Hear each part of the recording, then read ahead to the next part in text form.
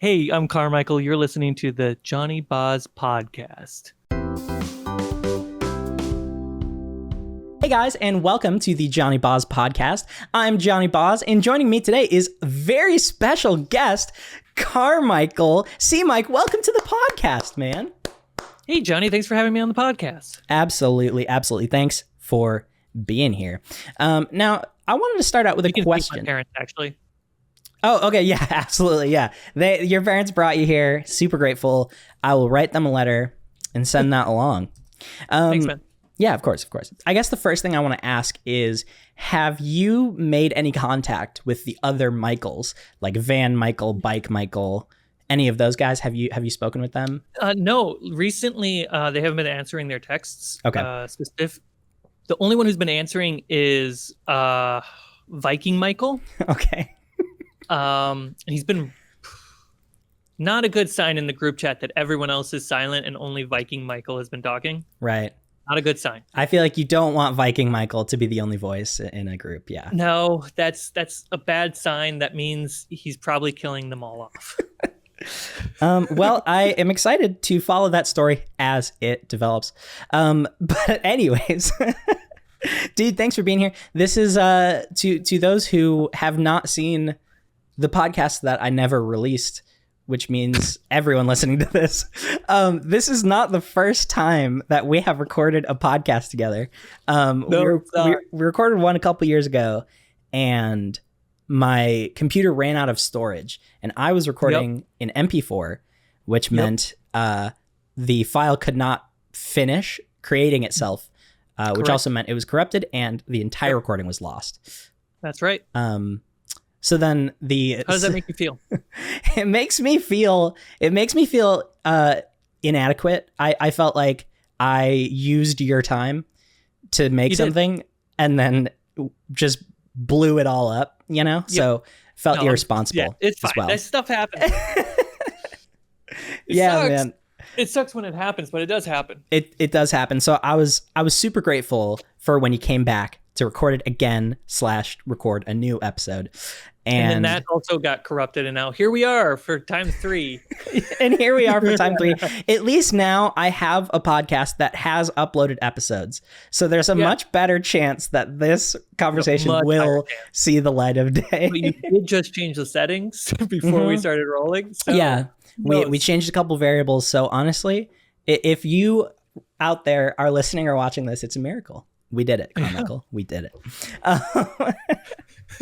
So I like to start every episode kind of explaining how I came to know who you are and came to know your content. So Mike, the way I discovered you was through what was it? Thanks for discovering me. Oh yeah, man. Yeah, very glad I did. I was lost before then. I found him. He was lost in the woods, and I found him. I had this feeling that like a soul was lost out there. It was calling out to me, and so I felt like just the morally right thing to do was just to go find you. So, yeah. So how did you discover me? Yeah. I had this like GPS tracker thing, and it was mostly using that, and then a friend with a machete that was able to cut down the foliage in the way. But actually I believe it was a Sam and Nico video at the time. It was the Shadow of Mordor behind the scenes. I saw you there helping out on that shoot. And so that was like the first time I was like, oh, look at that bearded guy. He looks cool. Bearded guy. And then from there, it was the vlog that everyone knows and loves from 2016 on the Sam and Nico then turned Corridor Crew channel.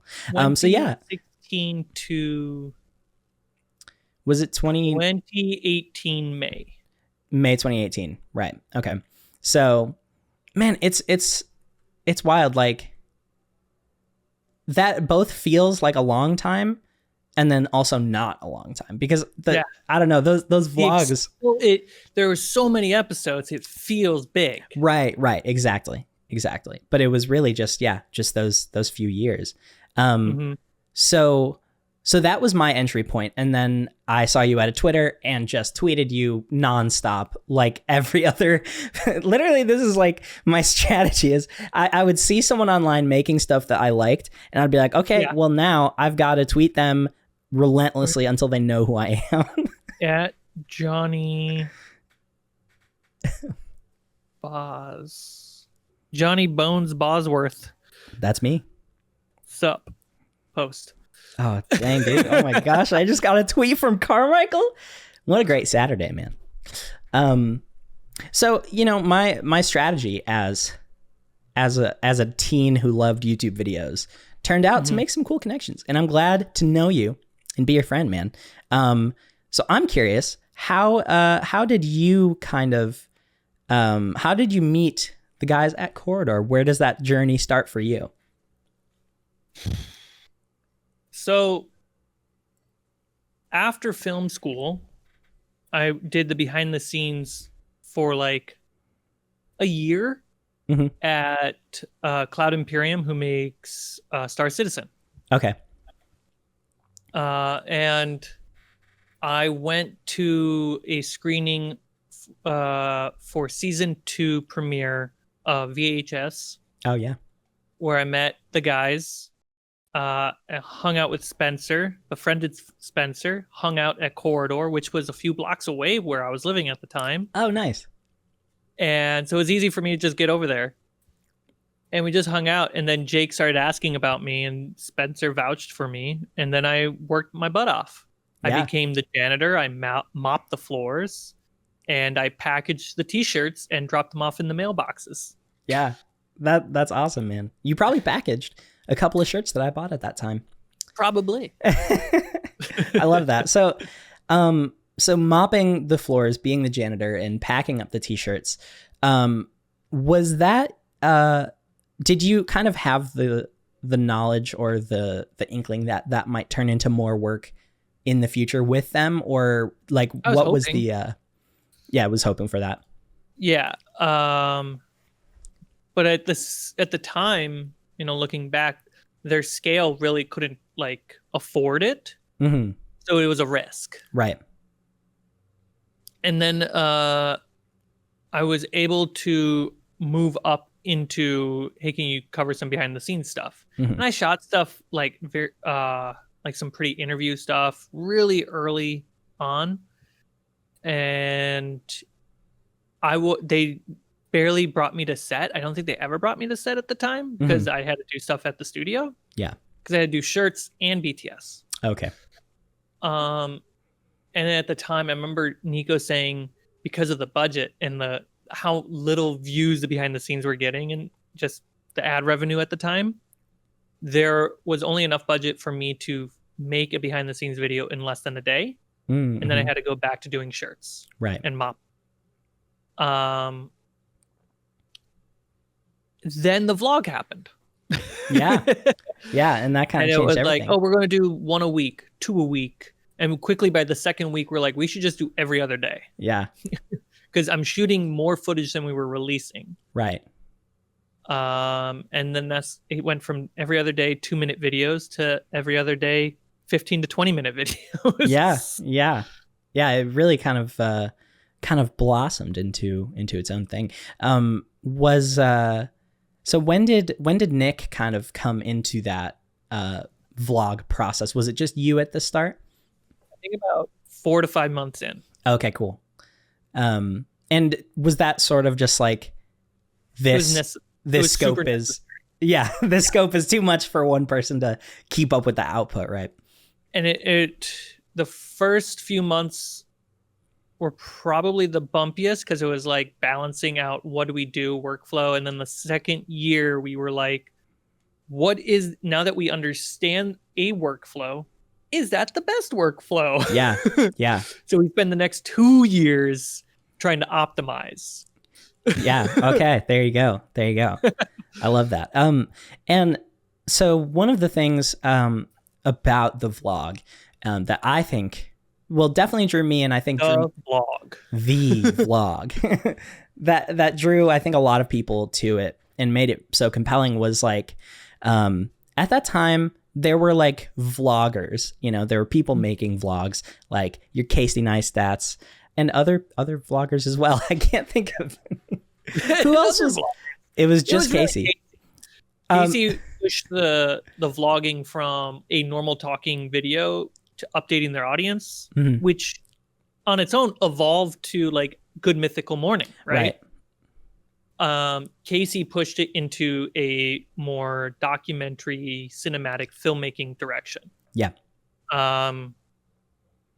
And in many ways, I took that early concept that Casey was bringing to the table, and rather than being about myself, which at the time I was like super anti being in front of camera, it's like, no.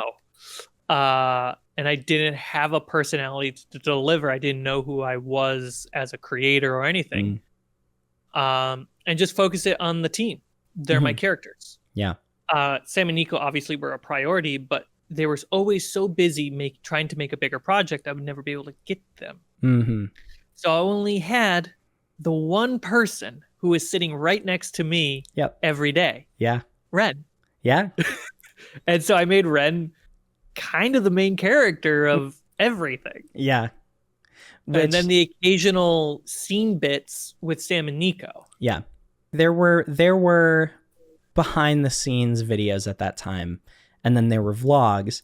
But I thought the really cool thing about your guys' vlogs was it felt very raw and like authentic of what it was like around the studio that was creating really highly produced short films as well. So I feel like that was kind of like that unfiltered behind the scenes angle applied to a company we hadn't really seen it applied to before. You know what I mean? So I think that's kind of what drew a lot of people to it. Yeah. There's a few companies that now try to do that. And they do it fairly okay. But the interesting thing was everyone's like, this is what it's like being at Corridor. It's like about 3 out of 10 hours of the day. Yeah, right. Yeah, because the rest of the time I still miss the opportunity. It was like there was a time where we were reacting to people saying that, where it was like, hey, this is so exciting. This is what it's like at Corridor. And we often like, yeah, but most of the time we're just sitting there working, and we never cut to a wide shot of us just working. Quiet. That would be so good. Yeah. Just but it did open the door to like making behind the scenes more interesting. A great example is the first behind the scenes of Primitive Technology video, the Minecraft one. Yeah. Where I basically made the behind the scenes its own Primitive Technology video. Yeah. Yeah. I love that. That was super cool. That and yeah, I think Ren also is just so charismatic. Like he's just so good in front of the camera that I think that also probably helped the vlogs a lot too, that like the guy that was available was just amazing on camera, Yeah, it was perfect. Yeah, so I'm curious, like, it's easy to look at sort of that vlog series from a viewer's perspective and be like, wow, that's really cool how they started like this, and then they sort of built to something and increased the frequency and the production value as well.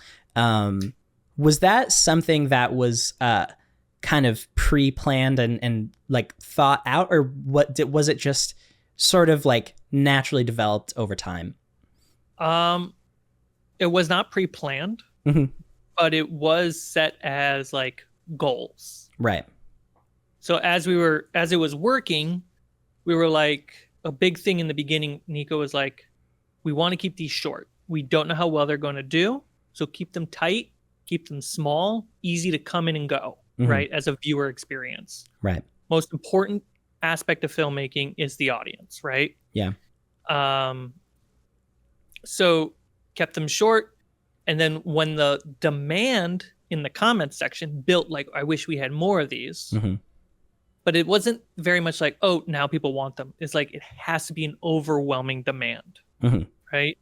On top of that, we have too much that we're holding back. Like, hey, thumbs up. I forgot Discord has those effects now. And when those things collided, it was like, okay, let's push to 5. Let's push to 8. Let's push to 10. Is it doable? Right? Is it sustainable? 8 to 10 minutes was sustainable, but then we were also noticing, hey, YouTube wants 12-minute videos or else you can't get mid-roll ads. Right. And so we were like, okay, let's push to 12 minimum. Let's find ways to do that. That doesn't lower the quality. And the quality is subjective. We have to think of you guys, the audience, and what you're looking for. Right. And can we hit 12 minutes? Yeah. And we were. And then sometimes we hit 15. Sometimes we hit 20. And then we were getting really exhausted because the videos were getting way too long. Yeah. There's a funny video out there. It's a behind the scenes video where I got the next video done early so that we just the rest of the video that we were watching at the time just rolls into a Nerf fight, and we have a Nerf fight in the studio because I have nothing to do for right, because you finished your work. Yeah. And so I was like, I want to play. Yeah. But yeah, it was thinking logically of like supply and demand. Of like, I have this thing that I want to share, but I don't know how well it's going to do. So I'm going to do the minimal amount of work. I'm going to make it the smallest possible. And then if people bite, then great. Let's keep going. And then let's expand as we're going. And then find the sustainable scale. Right. So one of the things that I thought was really great about Corridor is you guys like followed what was working with your content. And I've talked to Jake about this as well when he was on. It's like I've seen a bunch of YouTube channels, try to expand their company and try to grow, and they sort of miss the mark, or they maybe make some decisions that bit off more than they could chew, and then everything just kind of dissolves and they're not able to like sustain it. But yeah, one of the things I thought was really cool about you guys is it felt like a constant natural progression towards what was working and what you guys wanted to make. Can you talk a little bit about like, was that like a balance that you guys were intentionally striking at the time? Cat cameo. Yes and no. So like we wouldn't invest in new cameras. We would try to stay with what we have as much as possible. And it was like, oh, whenever the idea was, hey, can we add this more cinematic thing to what we're doing? My response would be, I don't know. Let's see if it takes more time for me to do it. Yeah. Yeah. And that's why the vlogs were so like simple in design, right? Like now I have presets of pop in text with motion blur, and like I can YouTubeify whatever video I want. Yeah. If I feel like that's right for that video. And back then I didn't care. Like it's an extra step. I have tomorrow. Right. And then I have to move on to the next video. This video doesn't have to be perfect. It just has to be good enough. But I did learn very specific editing philosophies by doing that I don't see a lot of editors talk about. Yeah. Or filmmakers. Yeah. That's great. Yeah. I think I heard Hank Green once talk about, he was explaining in a video, like the secret to his productivity. And he was like, 80%. I get everything I make to 80%. Because that extra 20%, one, takes more time than it is worth, and a lot of people probably won't notice. So is that something that you kind of find as well for yourself? Yeah, 100%. And I try to get the first 50%, all or 40% minimum, locked in on presets and templates. Okay, yeah. So like on my timeline, I have majority of all the audio balance, because a big issue early on in the vlogs is like, hey, Nico, can you come review the edit? And his notes were constantly on the things that were going to be finished in the final pass, like the dialogue, can't hear, the music's too loud, too mixed, or the coloring is off. I just need you to like give me feedback on the edit, the story. Right. Like tell me if this video works. That you can't. Yeah. So building out the timeline to have all the mixing done. So I just drop the footage in and it's mixed. Or a coloring adjustment layer locked at the top and everything's underneath. It's done. So there's as few distractions as possible. Yeah. And so, yeah, I'd get that first 40 to 50 all locked in. And like I said, I use presets for like, hey, do this thing, do that thing. And so that way I get as close to that halfway point right away. Yeah. And that last 40, 50% is just more work. Yeah. And I don't need to go all the way to past 80, really, unless the goal is to like hit a specific design level or requirement. So like, let's say we want to make a 4-minute story video, right? That means there's a lot to go into that. Yeah. You have to get as close to 100 as possible. Yeah. Like editing the hook, thinking the hero's journey. So we start with the hook, which is the adventure leading into the new world. Then we cut to the ordinary world, the call to adventure. We get the trials in there, and then we get the new world at the end. So we have a feeling of a full story. And then I need to essentially mute all the dialogue, essentially, and then score the entire video. So every scene is its own musical note. So that way, if I just listen to the music, I hear the emotional story. Okay. Then I got to go extra mile with some sound effects. But the best thing to do sound effects to are things that you need to catch your attention. So I have to do a bunch of graphic work and text work. And then you got to think about, if you want to really hit that 100%, you got to think about people who are not listening or can not listen to your video. And so it's like tossing in subtitles, but you don't want to subtitle everything. Right. So you're subtitling the key sound bites for story. And then you want to, let's say you're in that 4-minute video, you have A character and B character, right? Like, let's say it's a prank video. You have the pranker and the prankee.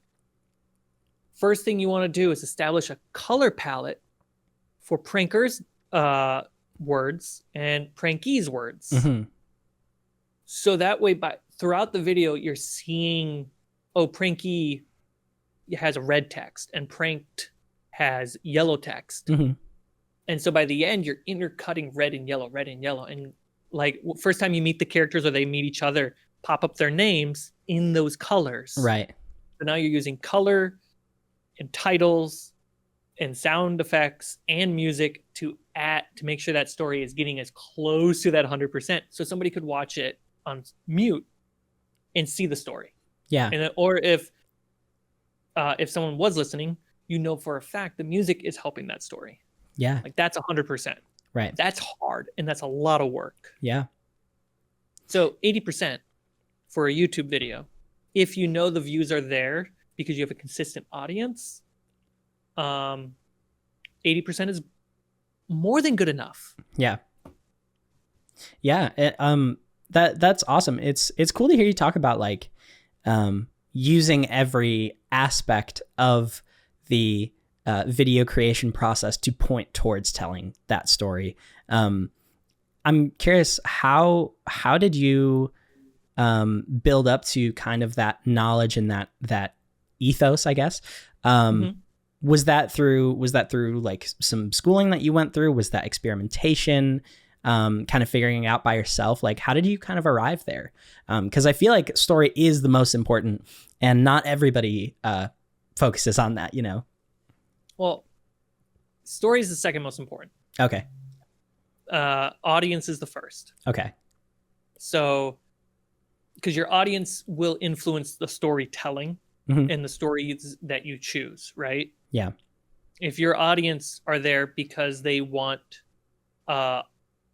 off-road truck videos, that dictates your stories. Absolutely. Yes. Yeah, for sure. For sure. In traditional Hollywood, it's stories and then the audience will come to their stories. Whereas here, especially when we know the platforms, and that's part of where I got to this knowledge, is keeping up with the platforms, keeping up with how platforms are adjusting and changing, you know, like YouTube, for example, all the platforms do this, but I stick to YouTube, is YouTube doesn't care about what you want to make. YouTube cares about what people want to watch. So if you're making something that you want to make and nobody's watching it, you got to be content with that, or you got to change to making something that people want to watch. Right. And that also depends on understanding your market, your vertical, your genre. What are the views? What is the marketing strategy? All that stuff in that genre, in that vertical. What's great recently is like Matt Pat exiting YouTube. Him and his wife Steph have talked about the process that goes into what their process in starting a channel, which is very similar to, do you want to share an idea, right? Right. Can you title and thumb 100 of them before you even make your first one? And like, that's really important if you want to do it online. Yeah. Dropout.tv, Sam Reich, the CEO, he did an NPR NPR interview recently. And he talked about the top 5 most important steps in development for any idea that they will produce on their platform. And the first 4, the idea has to hit perfectly, or else they won't develop. And the 5th one's kind of a bonus. So hearing these from very successful people, taking note, making my own documents as like reference guides, right? Studying different platforms and studying their approaches. Like, how do you apply the hero's journey to a YouTube short, to a TikTok, and who's doing that, who claims that they're doing it, and then watch a bunch of their videos, break down what they're doing, and see where you can connect the dots to hero's journey. Yeah. And then you have a confidence reference guide for yourself whenever you want to do it. Now, do I do all that in my videos? Sometimes not. Yeah. You know, it depends on what I want to do, right? And it also depends on where I do it. Like, I can't experiment much. I can't experiment much on the Fables channel. Because that's not what that demographic wants. And also in that demographic, in that vertical of D&D content, it's very saturated. So I got to be very specific with what I want to do on that channel. And that's a hard lesson to learn. Like, I want to do this, I want to do that, I want to do this. Take steps back and pick your favorite baby and just do that one. And do that well. If you're making long form videos, don't do verticals, don't do TikToks, don't do shorts. Like, if a friend can help you out, or you have an AI tool that can help like find the right moments in your video to make it easier, yeah, try it. But focus on one thing, because a channel these days, or an account, right? Like an Instagram account or a TikTok account, you can change the word account or channel to show. Right? So another way to think of it is, back in the day, you would have a YouTube channel essentially be your Walmart of ideas. Go to any aisle, go to any playlist, like, this is where all my ideas are. Now, channels and accounts are very much an aisle. Right.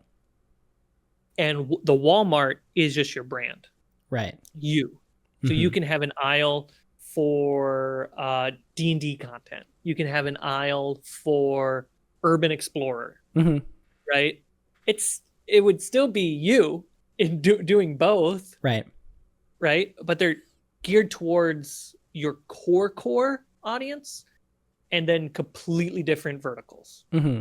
You have to keep up with the platforms. Like, Mm-hmm. I know it sounds like a very like novelists and artists who used to do book covers Mm-hmm. throughout the 60s to the 80s had to go through the exact same experience Mm-hmm. because book sizes kept changing. Mm-hmm. And the aspect ratios and stuff. So artists for book covers had to keep making different versions Mm-hmm. until they learned, like, we will make a big version, and then we have the technology finally to just make a master and shrink and scale whenever we need to. And the same thing with the authors. Like, how big is my font? How big is my book? How many words? And you have to adjust your story based off that constantly. Mm-hmm. Like, if you're planning to make a book the size of, like, literal physical canvas size, Mm-hmm. right, of an adult fantasy book, Mm-hmm. or a table RPG book, which is Mm-hmm. even bigger, Yeah. or are you making a kid's book, which is much smaller, bigger font? Mm-hmm. You can't have the same story because it just gets thicker. Right. So this constant, like, learning from all the platforms and all the scales of videos, that's just what I've been doing. It's just learning and keeping up. So that way I can provide the best value to any client that wants me to edit their videos. Yeah, man. I really like you talking about keeping up with the platform, because I feel that might not always be a creator's strategy, or a creator's like first thought is like, oh, let me see what other people are doing. I feel like for me, I'm not too concerned with growth specifically, especially because I have a full-time job that takes care of that, the bills and all that. That's a massive mindset thing. If you're trying to do something full-time and it's not working, Mm-hmm. it's devastating. Yeah. But if you have a full-time job and you're doing this on the side, it'll get there. Yeah. But your mindset shifts because the priority is different. Right. You're when you hit a big enough scale where it becomes a full-time job, that's scary. Mm-hmm. Because now you have to make choices. Mm-hmm. Often, like, that's interesting because a lot of clients that I bump into or interview and talk to, they're always like, yeah, we want to have growth on our social media. Mm-hmm. Why do you want growth? Mm-hmm. Like, I understand you want sales. I understand that you want engagement and retention and just eyeballs, impressions on your product and your videos and stuff. I understand that. But why? Like, it's not the main pillar of the company. Right. It's kind of goes back to, like, Nico saying, don't make these 15-minute vlogs. Make 2-minute vlogs because we can't support it. Right. Yeah, man. That's an interesting thing. Like, thinking about why you're doing what you're doing, and if you're looking to grow, what exactly are you wanting out of it? I find YouTube in general very strange, because when I was like 11, I was like, oh my gosh, those guys are doing cool stuff. I want to do cool stuff. And like, they have a big YouTube channel. I want a big YouTube channel. But it's interesting, and that can become kind of dicey because suddenly he's got a BB gun. I want a BB gun.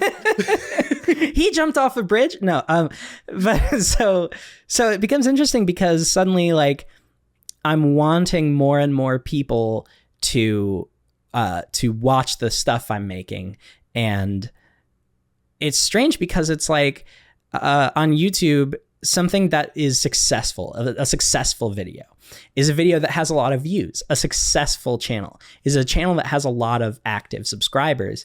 And it's so interesting because I would consider, videos to be art. And I would consider, like, filmmaking to be an art.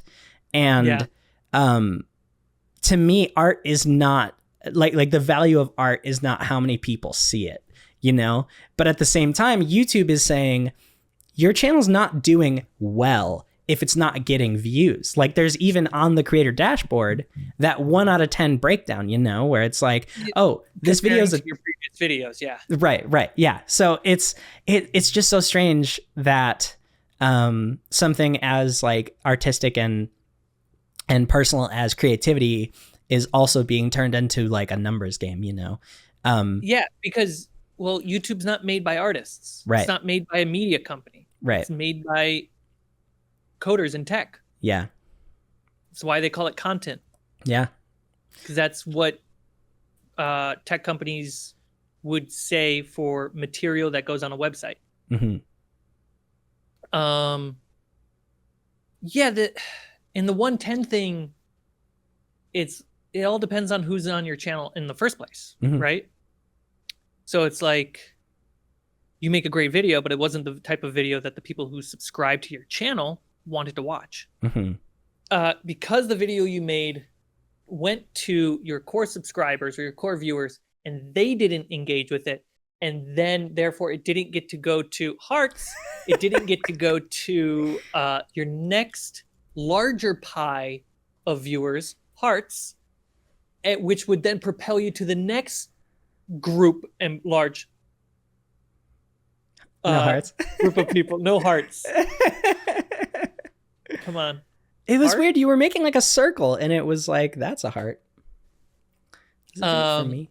I don't know. And that's how the system works. Like it tests on your core viewers, then it goes to a bigger pie, then a bigger pie. And that's like when people say like, oh, you got to have a high impression click-through rate.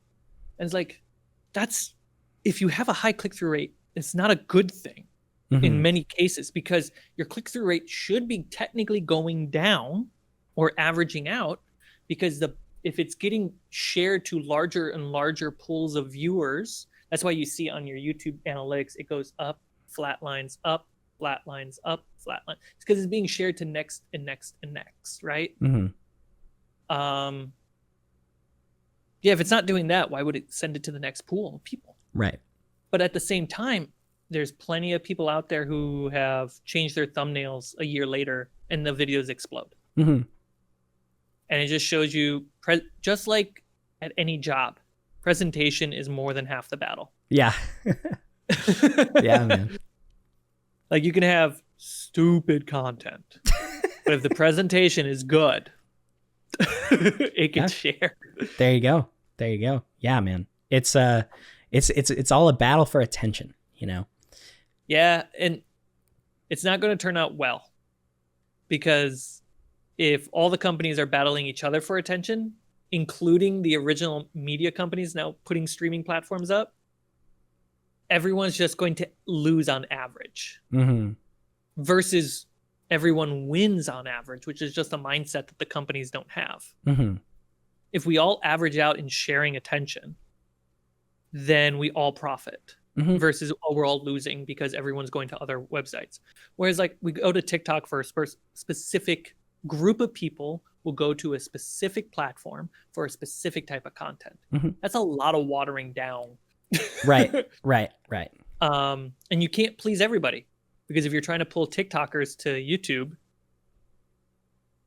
they're happy with the platform as is. Right. But the moment TikTok goes, hey, more than 50% of viewers are watching longer form videos, they're going to start pushing longer form videos onto your feed, which is going to interrupt the reason why you enjoy TikTok. And so you're not going to go to TikTok for the same reasons anymore. Right. And now you're going to move on to somewhere else. Yeah. Versus staying and enjoying what they're adding to the platform. It's a very interesting behavior. Yeah, because these platforms are always changing to, well, how can we make the most money? Or what can we do to be on top or beat out the competitors? It's interesting to kind of be a part of that like corporate battle that's also happening above all of us creators. YouTube's a great example of this. It's like when they started doing live streaming, they invested a lot of money into live streaming to get it to work right. Could do some more, but they're not investing any more into it, because live streaming can make lots of money, but it doesn't make enough money for how big it is. Mm-hmm. So it's like, okay, we should stop investing in that, right? Fair argument. Then let's invest in the shorts because everyone's enjoying, reels and verticals on TikTok and stuff. Mm-hmm. Mm-hmm.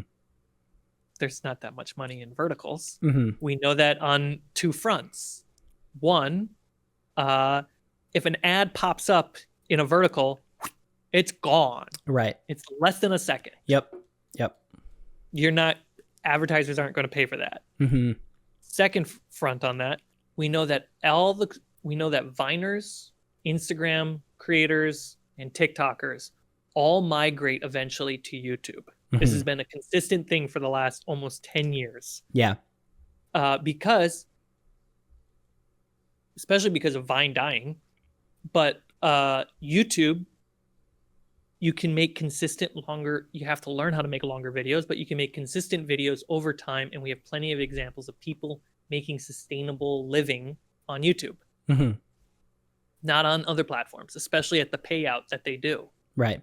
So you have TikTokers right now, always constantly trying to come to YouTube to make longer form videos. Mm-hmm. Short form just allows them to apply similar skills already, which is an easier bell curve to get those creators over, but they're not going to see as much money. Because what is it like for every million views on a short on average, you get $1,000. Oh, wow. So it's not a lot. Yeah, you got to be doing really well on views. Really well. Yeah. You can put more ads and get more sponsors on traditional VODs. Yeah, absolutely. Yeah. And it sounds muddy as an artist to kind of like think about all this stuff. Mm-hmm. But what did authors and painters had to think about when they had to make their work into a living, right? They had to think about the business. Yeah. Our business is a little bit more complicated and like a lot of details and a lot of things are out of our control. Mm-hmm. But yeah, like D&D, for example, is super saturated. Mm-hmm. If you use the tool vidIQ, you can look up keywords, right? You can see how much a keyword is searched versus how competitive that word is. Okay. So it might be searched a lot, but a lot of people are using it. Mm-hmm. That makes it hard to survive in D&D. Yeah. And more so, hard to grow. Yeah.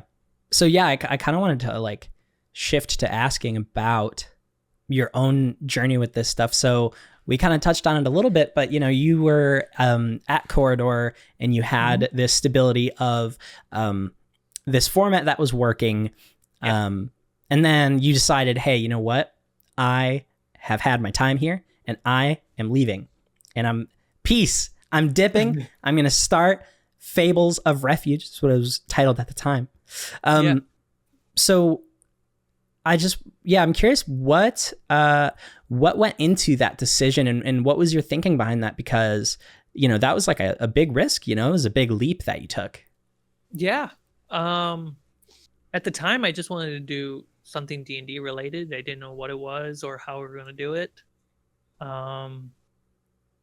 Originally the plan was to do it with Spencer and then that fell through. Mm-hmm. Then Fables of Refuge kicked off as it did. Mm-hmm. And now it's evolved into a whole nother step in the creation, into Fables D20 is the rename of the channel. Yeah. And we're more focused on me as a DM because that's where we tracking everything, right? The channel evolved a lot. And it really had to do with understanding what I'm doing. Mm-hmm. It's part of that learning process, right? You have to just make stuff to understand the system around it. Mm-hmm. Leaving Corridor came up around when two things were happening. One, at the time, Corridor wanted to move. Mm-hmm. And there was a little friction there, and I didn't really want to move. They talked about going to Texas, right? Texas, Portland was on the table, and so was Minnesota. Okay. And I was really anti going back to Minnesota. Yeah. And I gave him a few months' notice so we could help train somebody in. And at the same time, because of the move kind of was like the straw on the camel's back, the stress of doing every other day vlogs got to me really hardcore because my job was to look for conflict in the real world. And then like when on my off hours, that type of thinking bled into my home life. Yeah. So I would go to sleep. I'd wake up. I would be at dinner with friends, loved ones, and all I'd be thinking about is the vlog. Yeah. Nonstop. Yeah. And what is conflicting here that I can exploit. It was super unhealthy. Yeah. There's a interview with Casey Neistat. He's in a van with Steve-O. And he talks about the same thing. Yeah.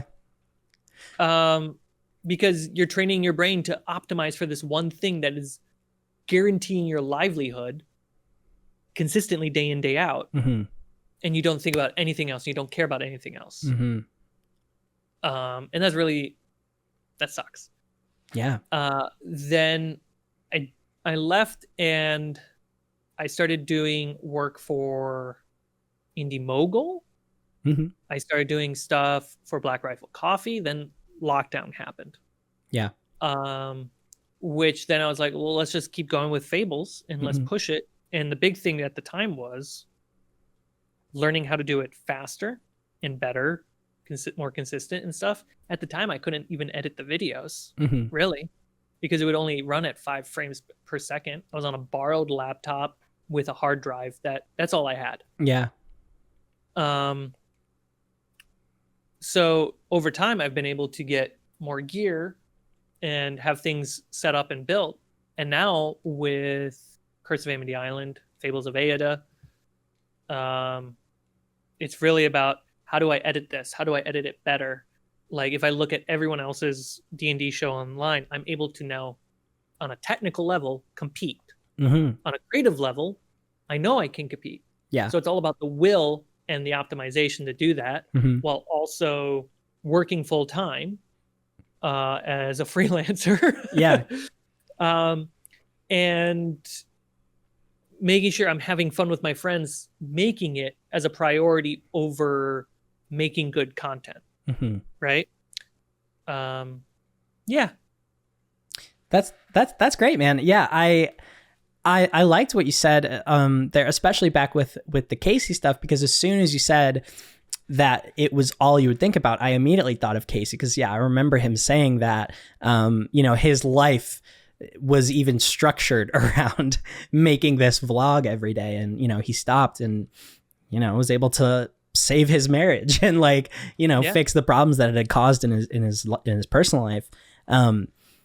And I've always found it very interesting that stories need conflict, and that because I went to film school and I learned a lot about writing a story and structuring, and it's like, oh yeah, no one's going to care about your movie unless you have conflict. No one's going to care about your video unless you have conflict.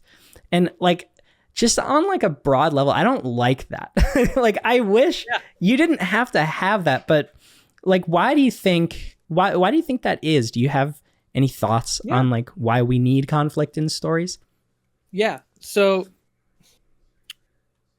the framing it as conflict is arguably just low-hanging fruit. And it's been the most successful because it's so primitive in our brain, right? Conflict is framing conflict in any way survival. Now you can reframe survival in multiple types of stories. And that speaks to us. Conflict. I want to save my mom because she's sick. It's not technically conflict, right? What it is contrast to why I like the hero's journey on a simple structure is ordinary, adventure, new world, right? So like, what's the common? What's supposed to be the next thing? What's in the middle? It doesn't have to be conflict. It's just the journey to get to the new thing. So it's like, my mom is sick when she normally isn't, and the adventure of me getting medicine for her and then giving her the medicine, right? The idea of conflict is, we, especially in the West, we admire people who work hard to overcome obstacles. We admire them. We just do. That might say a lot because we come from generations of conquerors, and that's kind of baked into just the smallest norms that we have. But a story of, I think conflict is just the low-hanging fruit, and it just keeps being framed as this dramatic, contrasting thing. Like award-winning film, what is it? Poor Things. There's not really conflict in the movie. There's moments of conflict between characters because they clash, just like normal people do. But it's just a story of what would happen if this woman had the reset button, and as an adult, and everyone around her is trying to put society's norms on her when it doesn't make sense to her anymore because she's been reset. Right. That's not necessarily a conflict. That it's, the conflict will happen because just things are contrasting and hitting each other. And maybe I'm wrong, actually. Maybe conflict goes all the way down to the atomic level, where atoms fight for survival, right? Who knows? It's I think in the point that you're making, where it's like, you go into film school and you're being taught conflict. Yeah. It's a lot. And I feel like, what do you mean conflict? Like, this is a big thing, is understanding your audience here, especially as a teacher. If I was teaching storytelling to someone who's autistic and on the spectrum, I wouldn't be able to say conflict and assume they understand. I would have to break it down to multiple usable examples and templates.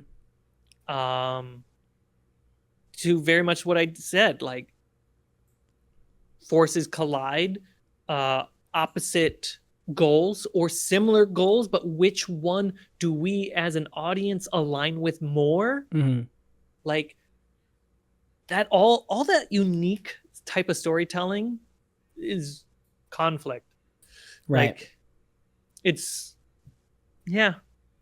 One of the, I hope that made sense. Yeah, no, for sure, man, for sure. It's also just like a crazy question to ask, so it's just fun to talk about. But one of the things I feel like I've kind of figured out about stories, whether it's a book, a movie, a YouTube video, and why we like it, is because it has that beginning, middle, and end, and there's something like, life is so not that. Our lives are messy and things don't make sense, and a lot of times we're not given the opportunity to reach a resolution on something we're wanting to have closure on, and like a story provides that, the closure, the beginning, middle, and end, the setup, the payoff. I feel like it's just so satisfying to see something that we're not always able to see in real life, you know? Yeah, I mean, it is. It's escapism. Yeah. Right? We want to be entertained effectively, so that way I can have a breather in my life. That goes, if you can break it down to that, that makes the most amount of logic when you go all the way back to like ancient Greece with plays. Yeah. Like outside of the acolyte perspective of like, I wonder how good this is, or technically if this and that, like outside of that, the average person who ever saw a play or sat by a campfire to hear a story wanted to be pulled somewhere. Mm-hmm.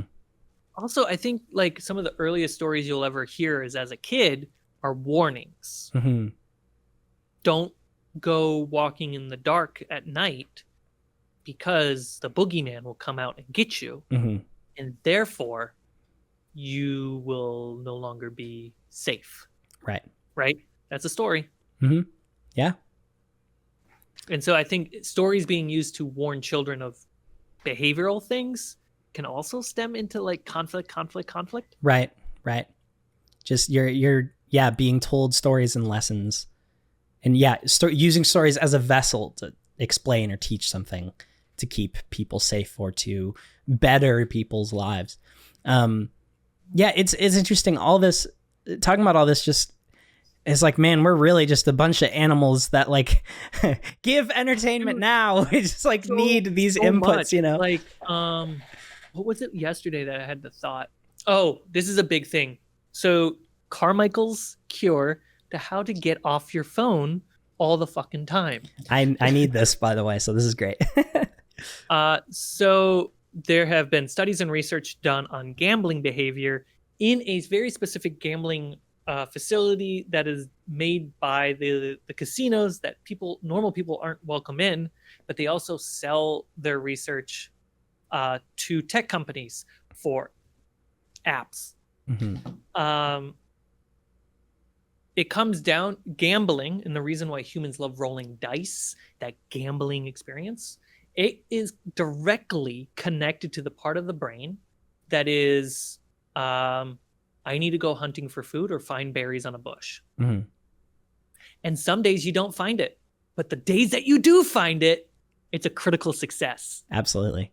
Yeah. And so when you go on to Twitter or Instagram and start digging, right?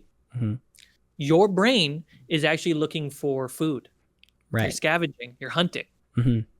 You're in survival mode. You're not being present in the moment. Yeah.